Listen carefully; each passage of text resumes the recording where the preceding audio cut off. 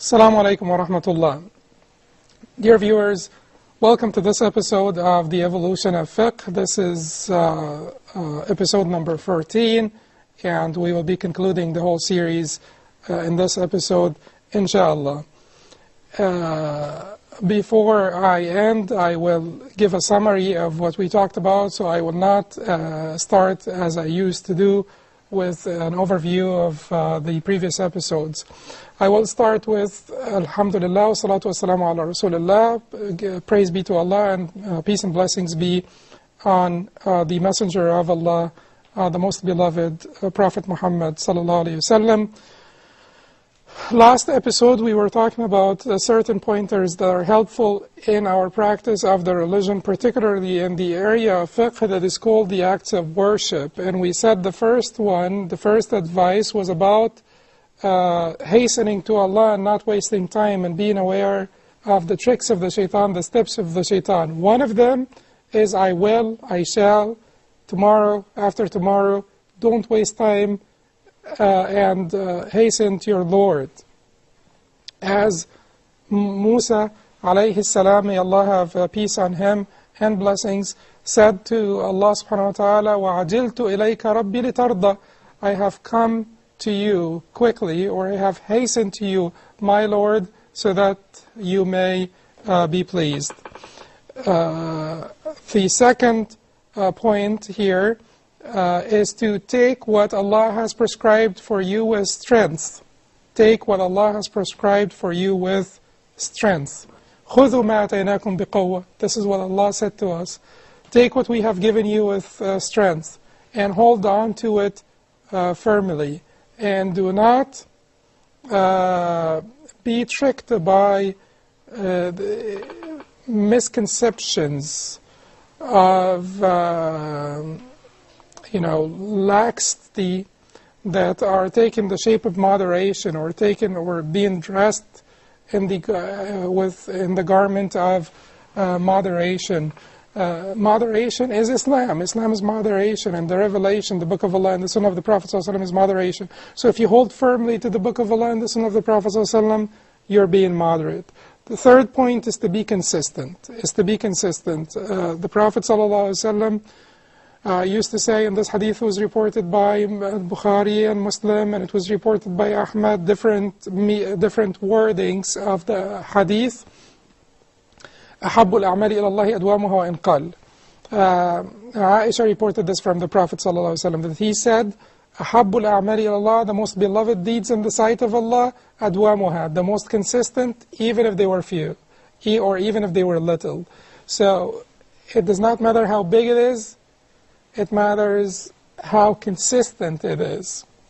So for instance, if you want to pray the night prayers, and all of us should try our best to do some of this great worship, the night prayers, the sign of sincerity, the time that you will spend with Allah and with Allah alone, communicating with Allah in the silence and the quietness and the calm of the night. Don't miss this great worship. So if you want to start, how should you start? Should you start with 8 rakahs in the first night? No, you should probably start with 2. And once you're very comfortable with 2, you move on to 4. And once you're very comfortable with 4, you continue to move up. But do 2 rakahs and be consistent with them. That is better than praying 8 rakahs in the first night, 6 in the second night, and then none on night 3 or 4. Consistency is important, and consistency is what works. Consistency is what works in the worship of Allah. It is what will get you closer to Allah. Consistency is what works in the acquiring of knowledge. The consistent seeker of knowledge is the one who gets to his objective. It is not the one who goes through episodes, who goes through spikes, ups and downs. Sometimes he can spend like 10 hours studying in one day, and maybe weeks would go by and he would not open a book. That does not take you anywhere. What is beneficial and helpful is what is consistent. The fourth advice that I have is to prioritize. Prioritizing is extremely important. Abdullah ibn Abbas said, the Prophet ﷺ in a hadith said, if I walk with a brother of mine to the end of the village or to the other side of the village to run an errand for him or to do something for him is more likable to me than make an i'tikaf for a month in my own masjid, in my masjid. So the Prophet ﷺ is telling us that there are priorities. There are priorities. If you run an errand for your brother, or if you help your brother on one of his needs, that could be even better than making an i'tikaf for a month. That is why some of the scholars said that the deeds that will benefit the group, the nation, the ummah, the community, the society, they have collective benefit, are better than the deeds that will only benefit you. So jihad, the da'wah, spreading of knowledge, learning and spreading of knowledge, all of these deeds do have precedence over the other deeds because they are of benefit for the entire ummah, not only for the individual. Yet, to be honest with you, the deeds that are most liked by Allah or most loved by Allah depend upon many factors, many factors. So, ta'aleem, learning and the spreading of knowledge, it's a deed with collective benefit for the entire community. Yet, during the time of the congregational prayer, you should not sit at home and study. Even if you're studying Quran, this is the time for the congregational prayer. If someone died and they need to be washed, you should not say, you know, I am busy. If they need to be washed and no one will help wash them, then that's your duty now. You go and wash them. You visit the sick when they are sick. You do not wait a few weeks until they are better because you are busy. So this is contingent upon the time, the location, the needs of the ummah at this time, the needs of the society around you, your own talents. If someone is talented in academically talented, then that's the person who should be seeking knowledge and educating others. If someone is talented in computer programming, then this is how you can serve Islam, with this talent of yours. If you are talented in communicating with the people, then you should be a great da'iyah, and you should use this talent with communications in da'wah for Allah subhanahu wa ta'ala. So the best deed in the sight of Allah is dependent on the time. When it is time for the congregational prayer, then it's time for the congregational prayer. When the enemies attack the Muslim lands, then it's time for jihad. When it is time for washing the dead or visiting the sick, then that's the time for this. It will go away. And if you don't use this time for this particular purpose, you will not be able to catch on to it. And it is dependent on the location, it depends on the needs of the society. If you have too many doctors in your place, then probably you can serve Islam better by being an engineer, if there is lack of engineers, and so on and so forth. So depending on the time, depending on the place, depending on the talent, you should seek what is more liked by Allah subhanahu wa ta'ala, not what is more liked by you. Because some people like certain acts of worship and they're comfortable with them. But if you're completely impartial and completely pure and devoted to Allah subhanahu wa ta'ala, you will be wanting to perform the acts of worship or to do the things that are most liked by Allah subhanahu wa ta'ala, not that are most liked by you. Now I have a few things to say about transactions. We said that the fiqh is acts of worship, salah, siyam, hajj, fasting, praying, hajj, etc., and transactions, customs, etiquettes. These govern your relationship with the creation. In the area of transactions, there are a few pointers, and we don't have a lot of time to go through them in detail, but the few things that I wanted to say, or the few pieces of advice that I have, would be number one, in transacting or interacting with any person, your neighbor, your wife, your mother, your son, your coworker, your classmate, make sure that you know your rights and duties, and you fulfill your duties before you ask for your rights. You fulfill your duties and obligations before you ask for your rights.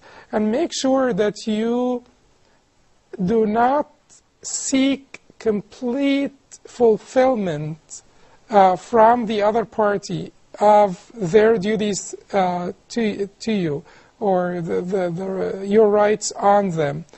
So Abdullah ibn Abbas taught us this. And certainly Abdullah ibn Abbas was taught this by the Prophet ﷺ. He said that I do not like to ask my wife or to require of my wife my full rights, my entire rights. وَمَا أُحِبُّ أَنْ أَسْتَنْظِفَ حَقِّي مِنْهَا. I do not attempt to ask of my wife to give me my full rights, 100% of my rights. Why is this so? Because there is a very fine line between that which is your right and that which is not. There is a very fine line between your rights and her rights. And because we as human beings are prone to be egotistic, then we are very prone to crossing this line if we come close to it. And also because of our lack of knowledge, because it's a very fine line. We may cross it if we come very close to it. So be careful. Stay away from the line. Give yourself a margin of safety. Drop 20% of your rights on people, or 15% of your rights on people, so that you're not demanding more than your rights. Because if you want to take the 100%, you may be asking for 105 because of our egotistic tendencies and because of our lack of knowledge. This is a very important principle in the area of transactions. Another important principle is that injustice, unfairness, is a backbreaker for the worshipper of Allah subhanahu wa ta'ala, for the practitioner of this deen of Islam, no matter how much you pray and no matter how much you fast. If you're wrongdoing others, you will lose it all. The Prophet ﷺ said to his companions, asking them, do you know who's the person who's really broke? They said, the one who doesn't have money is the one who's really broke. أَتَدْرُونَ مَنِ الْمُفْلِسِ. He said to them, no, the one who's really broke is the one who performs deeds or does deeds of righteousness and goodness as big as the mountains, as enormous and big as the mountains, but then he will come on the Day of Judgment after he had insulted and violated the property of others and the life and the bodies of some, and people will be taken from his hasanat and throwing of their sayyat onto his scale of bad deeds until he gets completely broke. So be careful, be aware of this, and stay away from injustice. When we come back from the break, we will have more talk inshallah on this. Assalamu alaikum wa rahmatullah. Assalamu alaikum wa rahmatullah. Welcome back. We were talking about certain pointers in the area of transactions, certain pieces of advice that will help us have a better understanding of this area and better practice of it, inshallah. We were talking in general about the issue of duties and rights and fulfilling your duties before you ask for your rights, and make sure that you do not ask for 100% of your rights, because if you do so, you're prone to be asking for more than 100%. And we said injustice can make you broke on the Day of Judgment, can make you lose all of your good deeds on the Day of Judgment, so be aware of it and stay away from injustice as much as you can. With regards to the area of the family laws, You have to remember that family life cannot be based only on rights and duties, even though we have to know our rights and duties because we need to fulfill our duties, but family life is based on tranquility, love, and compassion. Allah says, وَمِنْ آيَاتِهِ أَنْ خَلَقَ لَكُم مِّنْ أَنفُسِكُمْ أَزْوَاجًا لِتَسْكُنُوا إِلَيْهَا. One of His signs that He created for you from yourselves mates to indwell with in tranquility. لِتَسْكُنُوا إِلَيْهَا وَجَعَلَ بَيْنَكُم مَوَدَّةً وَرَحْمَةً. And He put between you compassion, mawadda, compassion, warahma, and mercy. Tranquility, compassion, and mercy. Homes cannot be built on any other foundations. They have to be built on the foundations of tranquility, compassion, and mercy. With regards to the financial transactions, there are certain things that we have to stay away from in any financial transactions. Ghubn, which is injustice or wrongdoing. Gharar, which is ambiguity, unclarity, lack of transparency. Riba, which is usury. And ghish can be also included under gharar, or deception, lying. That's also included under gharar. If you stay away from these, from injustice, from ambiguity, from usury, from deception, inshallah your transactions will be correct. That does not mean that you will be judging every contract yourself, whether it's permissible or not. You certainly need to refer to the scholars, but these are the main things that would cause a financial transaction to not be halal. In the area of judgment and seeking judgment, you will have to be aware that when you go to a judge, when you dispute with someone and go to the judge, it does not matter how eloquent you are, because if you're eloquent, if you are well-versed and eloquent, and then by this eloquence you take the rights of the other party, then the Prophet ﷺ is telling you that you are taking a piece of fire.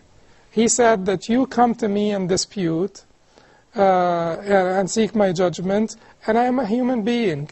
One of you may be more eloquent than the other, so he may present his case in a way that is better. So I may give him the right of his brother. If I do, I am giving him a piece of the hellfire. So let him take it if he wants, or leave it. So it doesn't matter how eloquent you are, or how clever you are, or how good you will present your case. What matters is the truth.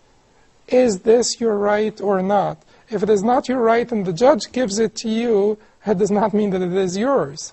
It is still not yours. And Allah subhanahu wa ta'ala will make you pay for this on the day of judgment. On that day, there is no currency but hasanat and sayyat, good deeds and bad deeds, sins and merits. So, before that day, make sure that you covered yourself. Make sure that you are not, you will not be asked by anyone. Your hasanat will not be taken by anyone. Also, it is important to know that even if you had to seek judgment from a secular court, because there is no religious court, there is no Islamic court, and you seek judgment from a secular court, what they give you does not mean that it is yours.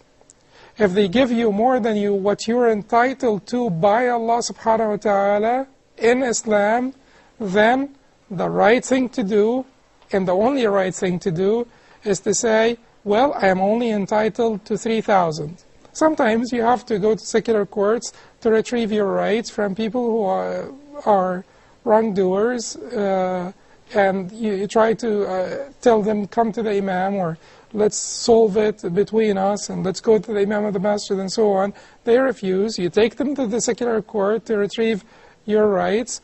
But if the judge gives you more than what's yours, more than what you're entitled to, it is not yours. You say, I am entitled to 3. This is what, the scholar or the judge, the Muslim judge said, and I was given 5. I will return 2.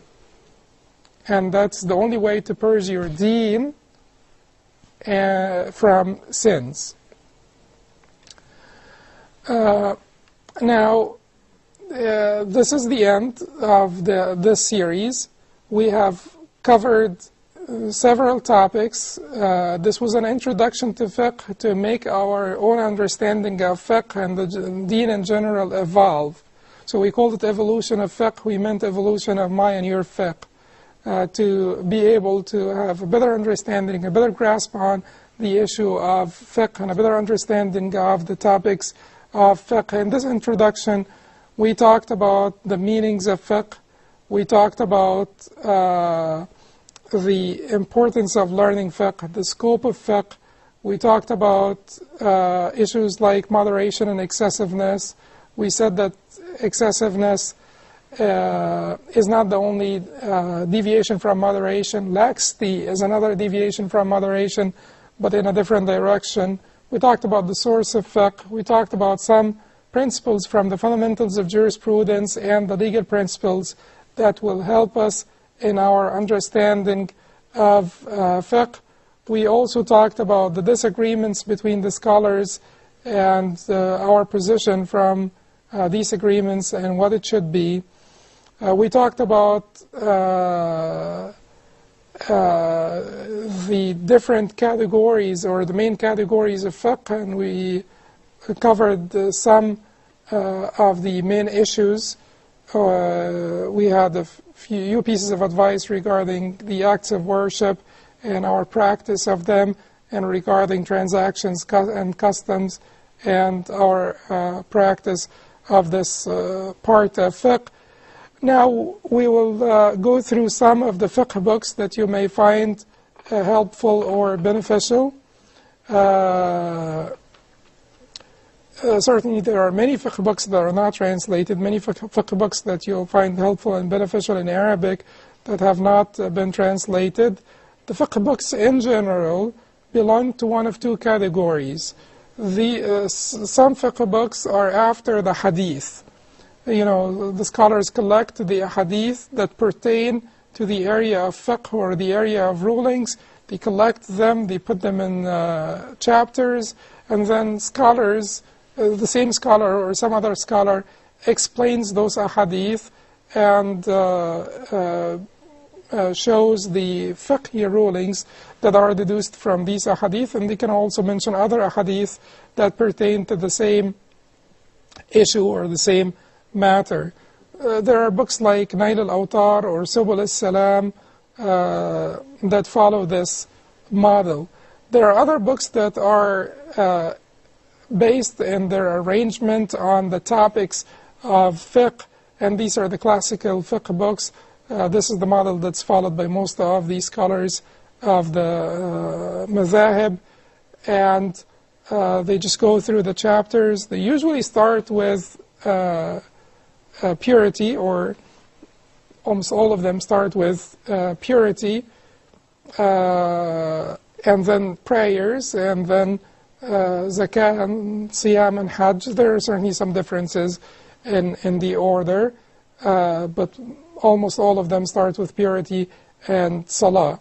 And after the acts of worship are done, they go to the area of transactions, selling and buying and family laws, judgment and so on and so forth. The books that are available in the English language, I know that Minhaj al-Muslim is available in the English language, and this is a book written by Abu Bakr al-Jazairi, a scholar from Algeria who lives in Medina, and he was a teacher in Medina. Minhaj al-Muslim is not only a book on fiqh, it's also a book on manners and etiquettes, and part of it also is on aqeedah. In fact, it starts with aqeedah and then addresses the manners and etiquettes of the Muslim, and the last part of it, which is the biggest part of it, is on fiqh, and that's one of the good books. Fiqh made easy, maybe a primer, maybe something that you can start with, written by Salih al-Sidlan, a scholar called Salih al-Sidlan. Fiqh al-Sunnah. I think it's the most comprehensive in the English language. I hope that that the translation gets completed. I hope it was completed, or if it wasn't completed, then it becomes completed in the near future.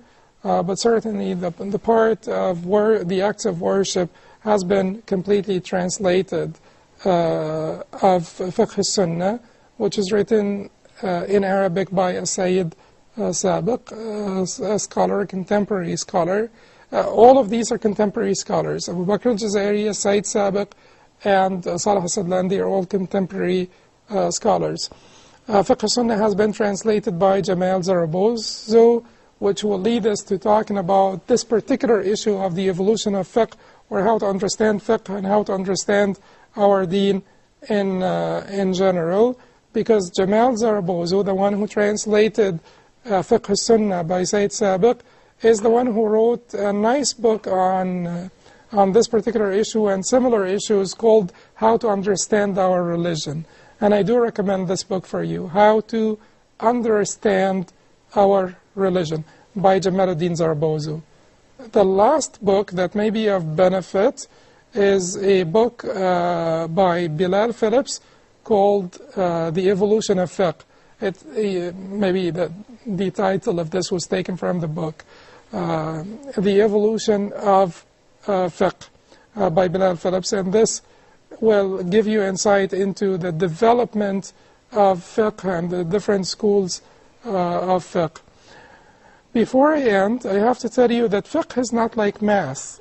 This is about our religion. This ilm, as Muhammad ibn Sirin said, this ilm is our religion. It is not like math, so we should not approach it like we approach math.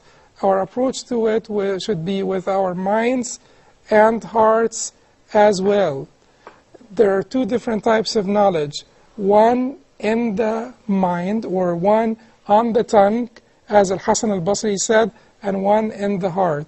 I ask Allah subhanahu wa ta'ala to guide us to the knowledge that settles in the heart and that is of benefit, that would change our life. I ask Allah subhanahu wa ta'ala to give us light in our hearts with which we can see a clear distinction between the truth and falsehood. And I wish that you enjoy Allah's favors and blessings, and that Allah increases all of us in knowledge and gives us guidance and makes us of the prosperous in this life and the hereafter. Assalamu alaikum wa rahmatullahi wa barakatuh.